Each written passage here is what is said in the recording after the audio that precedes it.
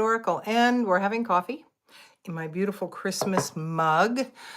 First full day, well, I guess second day of winter. Today is the 22nd, and winter has begun, and that's a time of a little more inward, a little less outward, even though we really have been inward a lot lately. The name of the game has been self-work.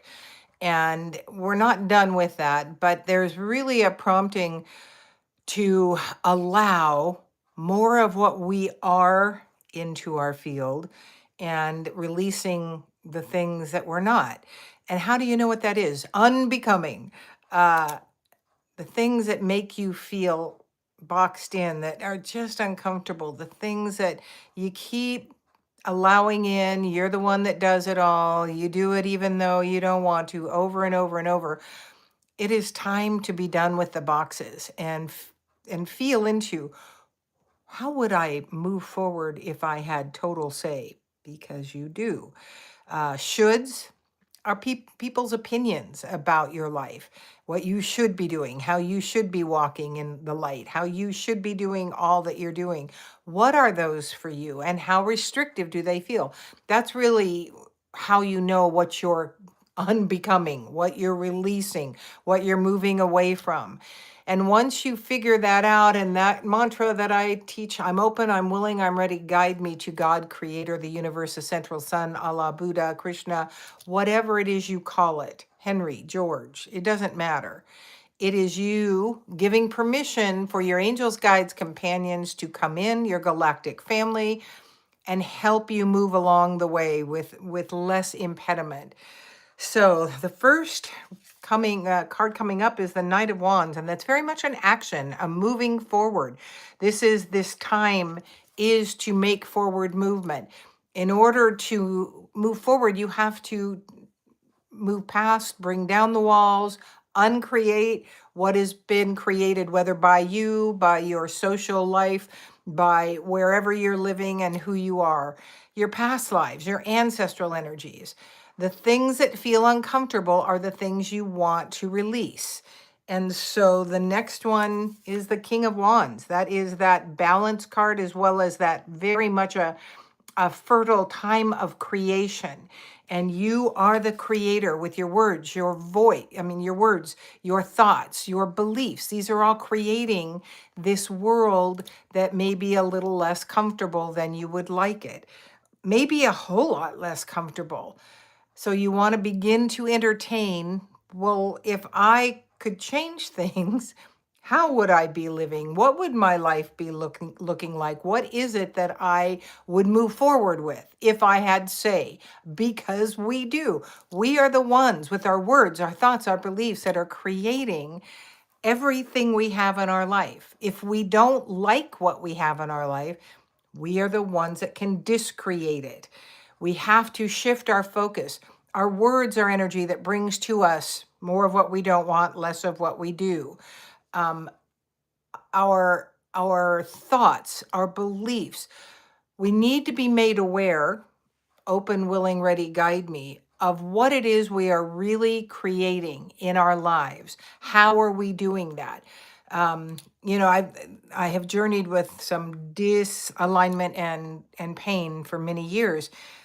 And when I look back on what I did to my body, just with my thoughts, every time um, I looked in the mirror, I'd go, oh, I hate that. Oh, I don't like this. Oh, and it's like my body took that in every time I said it, every time I looked. So many, many, many years of creating disharmony inside my body.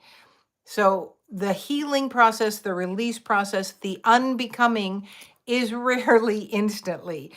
We need to be able to adjust to the things that we release and what we are like without them. So the last card coming up is the Two of Cups, which is very much a community, a relational, people to help you in this journey. What is that for you? Are you very much not a group person, not a connection person? We have been really prompted to be very inward, and winter certainly brings that in as well. in the light worker world, in the way shower, the seer, the psychic, the channels, whatever it is you see, you can. Thank you, Ellie or Eli. I'm not sure which it is. Having other people enter in and help you with that is valuable for moving forward more quickly, because a different perspective is really a great tool. We have this thing we think about ourselves and our lives, and we get very caught in it. And I had a friend a while back who had weight loss surgery and then had skin removed, and she's in her 60s, and her partner lived in different states because of business. And I remember thinking, I wonder if he's worried about this. I knew she wasn't going to entertain anyone else. I wondered how he felt about that. Well, fast forward, he got a new tattoo, and it was not one she thought was lovely. She felt it was very disrespectful. And so I shared my perspective was that, maybe your husband was a little concerned about all this physical work you were doing as to whether you were looking for someone else. But it had nothing to do with him. It had only to do with you. And then he gets that tattoo that offends you, had nothing to do with you. No, he didn't think about you before he got it because it had nothing to do with you. Offering that perspective helped them move forward, because that's what I saw. So that's why groups and other people can help you in perspective of what it is you're creating, and how, things that you believe about yourself may or may not be true.